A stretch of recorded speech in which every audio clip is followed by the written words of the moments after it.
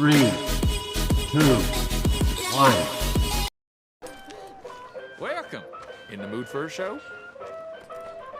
What show's on right now? Oh, a special one. The Legend of Josiah Blackwater.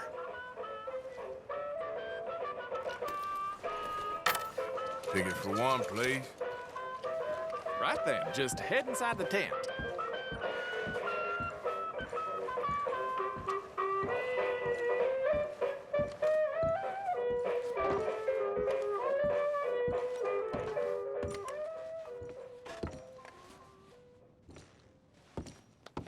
Welcome, one and all, to the remarkable example of modern entertainment at its finest.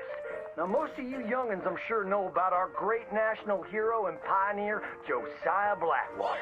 Him that gave the town of Blackwater its nomenclature. You see, only about 100 years ago, weren't nothing here but big old forest, ferocious beasts, surly savages, arid deserts, and unconquered mountains. The West, well, the whole West was untamed. Your mama probably told you bedtime stories about Josiah's many adventures. But I'm gonna tell you a story you ain't likely to have heard about his possum hat. Now, Josiah Blackwater was born in the year of our Lord 1782 in a log cabin just west of Ansburg. He was a special boy. His pa gave him his first rifle when he was 3 years old. Boy, he took to it right away. He exclaimed, "There's a whole mess of critters out there in them woods that aim to eat us, so I'm gonna consume them first." Yes, sir. He really took to killing all manner of things. He was such a keen shot. One morning, he was sorting up some winter turnips for the root cellar when a big old bear and her cubs came in the kitchen hunting for food. It had a mind to eat up all the jams and preserves. Josiah grabbed that bear and wrestled her to the ground and squeezed and squeezed and squeezed. He whooped the tar clean out of that big old critter. Then he tied her up and grabbed them cubs and ground them into sausages while the mama bear watched.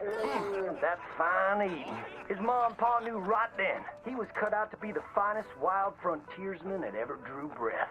But first, they wanted him to get some book learning. After only 3 days of attending school, Josiah beat the living daylights out of the class bully and announced to his daddy that he was tired of ciphering and mathematics on account it's only good for adding up the number of critters or Indians you can kill.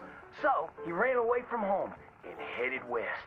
Now, these lands were occupied by savages then, and when Josiah Blackwater came scouting through, he recognized it to be a land of splendor, wasted on those that couldn't appreciate it on account of worshiping false idols. He got rid of all them pesky buffalo, and thereby ensured those infernal Injuns didn't have nothing to eat. Of course, that got them mightily riled up, so he had to slaughter all of them too. Just like his daddy had once done to the Redcoats in 1775. Right about that time, he met an Indian girl he took pity on account of having annihilated her family.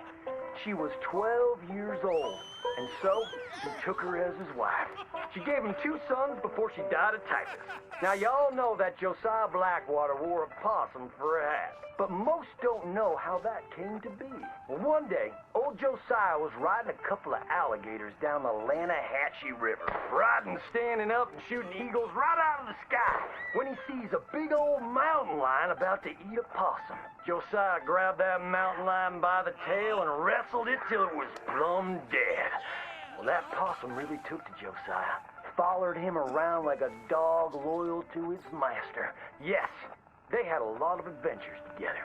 Now, Josiah never cried a day in his life, but he pert near dead on the day that possum passed, for they were mighty fine friends. So he skinned it and made it into a hat. Back in them days, a possum skin was as good as money, but he never parted with that hat, not even for $10. Once he founded the town of Blackwater, he sent word for settlers to come. It was the last stop in the west before San Francisco. He met a girl by the name of Rufina Helsby at a barn dance one night, took her as his wife, and settled down. Built himself a cattle empire and had 14 youngins. But Josiah Blackwater wasn't the home-loving kind, and he grew mighty restless. One day on the courthouse steps, he announced, "You may all go to hell, and I will go to Saint Denis." And so he did. enjoyed French pursuits of strumpets and wanton gluttony, which is where he came upon the idea of running for Congress.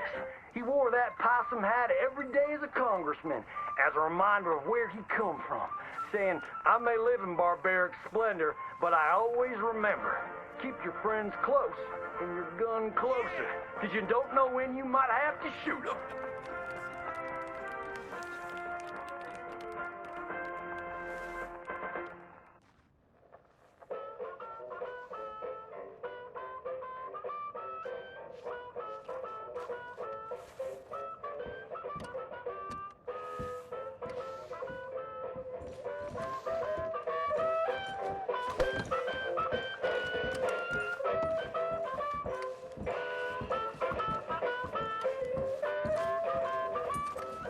Tell your friends.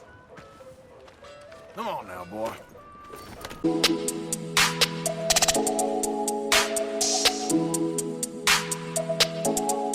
3, 2, 1.